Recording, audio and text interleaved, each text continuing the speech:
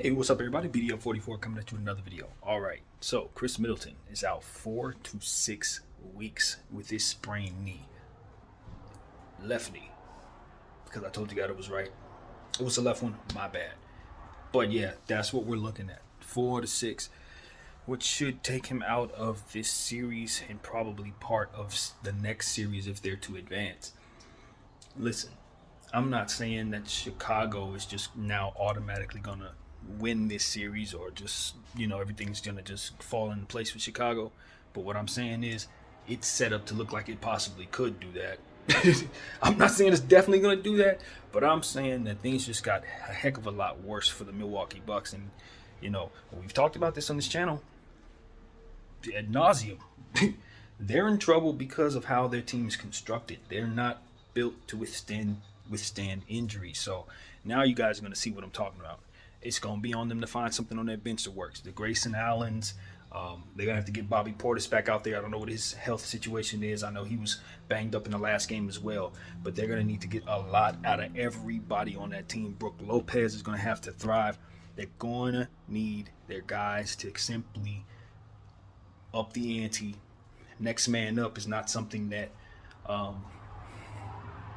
they're going to do as easily as a Miami or a Golden State or Boston. They don't have that kind of depth, so they're in trouble. Simple as that. Now, the Bulls are going to be able to attack them in the same ways that they did in the previous game repeatedly. And as this series heads back to Chicago, that bodes even less for the Milwaukee Bucks. So I'm worried about them. I'm not going to hold you. I think they're done. I think they're done without Khris Middleton. Now, if they can sustain and win this series and he can come back, then they should be all right. You know what I mean? They can pick up where they left off if he's able to come back. But the problem is, how are they going to get there? How do they get there is the question I have for all of you, because they don't have the pieces at this point. It's just not there. You know what I mean? They're going to need something out of Grayson Allen. They're going to need a lot more out of, I want to say Nawaba. It's not his name is not Nawaba, but it's a similar name. But they're going to need the players on the back of the bench. Bottom line, Grayson Allen, as I've said, that my mind's going blank, but they have pieces that they're going to have to rely upon that they haven't been relying upon in order to get the most out of themselves now. So, yeah. Brook Lopez, get hot, bro. His 3-point shots been falling. It needs to continue to. And Giannis will be Giannis, but they're going to crowd Giannis, And also, as we've said last night, now it's on Jrue Holiday. Some of his weaknesses are going to be exposed now. We're going to see what it is that he maybe isn't as great at. But all in all, he's a fantastic player, and now it is upon him to step his game up. So, that's just what it is. I'm looking at this series and I'm saying, okay, Milwaukee, this has turned into a trap game for Chicago, believe it or not. Because now Chicago can kind of come in, and I don't think they should, but a lot of teams would come in with their shoulders a little bit relaxed, saying, okay, you remove Middleton from that team. We know how that team is constructed. Maybe we can jump on them. Maybe we don't have to have the same intensity. Yeah, maybe Giannis will go off for 50, but now they don't have that 25 from Middleton. Now they don't have Middleton out there doing all the other stuff that he does for the team. We should be able to win the boards now. We should be able to get crowd Giannis. We should be able to get him in foul trouble and have a chance of really blowing the doors open. All right? These are all the things that you can consider. But then you have a Grayson Allen game where he goes for 30. Then you got to deal with other players on the team that you weren't. David Nawara, I think his name is Nawara. That's who I was trying to remember. Then you got to deal with him going off for 15, 20 points. It's like you don't want to get caught off guard thinking that the intensity of a playoff matchup goes down just because talent is removed from the floor. Whoever's on the floor is bringing their playoff game. So you're going to have to deal with the same type of intensity, even from lesser players. Bumps and bruises, strategies, referees, the intensity of the crowd, all of these different things are still in play. So Just like in the Dallas-Utah game, Utah lost that game when Luka wasn't on the floor and still ended up having other players go crazy. Same thing could happen here with Milwaukee, and Chicago should be aware of that. You now do have the upper hand in this series, in my opinion. You're going to have more talent on the floor, but the best player is still on another team. So if you don't contain Giannis, still get beat. If you don't be aware of the other guys being capable of stepping their game up, then you can still get beat. And that's what's most important. Chicago play this game as if Milwaukee is not shorthanded, as they know themselves to be the team who's, the weaker team, more or less, the lesser team, and play like you're the underdog, even though you know that you can help yourself in the situation, maybe in ways that you wasn't able to beforehand. Patrick Williams is more important now.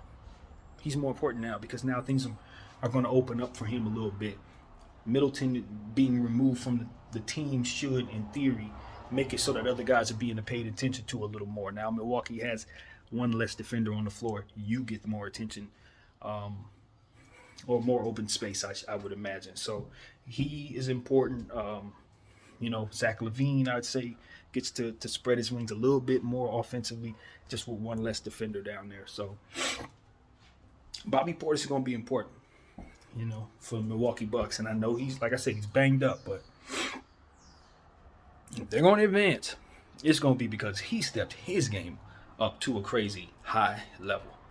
30-point Bobby, 12-rebound Bobby. That's what the Milwaukee Bucks are going to need from him in this series. And, that's a lot to ask from a guy who's not even healthy, who may not even play the next game. So, but this is the playoffs, man. And that is just what it is. I know Giannis is going to meet the intensity. I don't think there's a defense that can necessarily stop him, but what they can do is force him into making mistakes. It just is what it is. Giannis is still growing as a player. He's an amazing player. His jump shot has improved, all these different things, but he's still got a long way to go. And if you crowd him properly, you can force him into maybe charging, having some charging issues out there, maybe picking up unnecessary fouls. So that's what I would say you can do now. So, Middleton being removed, that's not good. I'm not going front. That affects spacing. That affects how they attack. Their mid-range game is down significantly now. Being able to keep up with the onslaught of DeMar DeRozan and Zach LaVine and Vucevic and all these guys, now they're going to have a lot more range to move around. Giannis is still going to be disruptive in passing lanes. Giannis is still going to get out in the fast break. Giannis is still going to dunk and fly and do all that stuff, but it's not going to hit the same without that extra man out there who can do all kinds of stuff. So, yeah, I personally think there's a good chance Milwaukee's going to be going home, maybe even in this series, honestly. I think that much of Middleton being extracted from this year's lineup. It wasn't that serious last year because they had more depth, but this year that bench is not like that at all. It's not. And so we're going to find that out. And that's pretty much what I expect to see. I'm not going to switch my pick just yet in terms of saying, hey, Chicago win this. No, I'm not doing that yet. But the matchups just simply don't favor Milwaukee at all now. Simple as that. So that's what I got to say, man. Maybe I'm wrong. They still got a big Brook Lopez to deal with. I don't doubt that he's still impossible to deal with in the perimeter. I don't think they have the talent at their center position defensively to stretch out there. So if he can be a massive threat on the road, Milwaukee can still do a lot of damage to Chicago. But it's going to be about, can they keep up with the scoring? Giannis going for 50 would definitely help a lot. And Chicago's defense should be catered to keeping them from doing that. So that's what I expect to see, man. It's going to be tough when they play. I'm not sure when that game is either. I didn't check, to be honest with you. I know it's not tonight.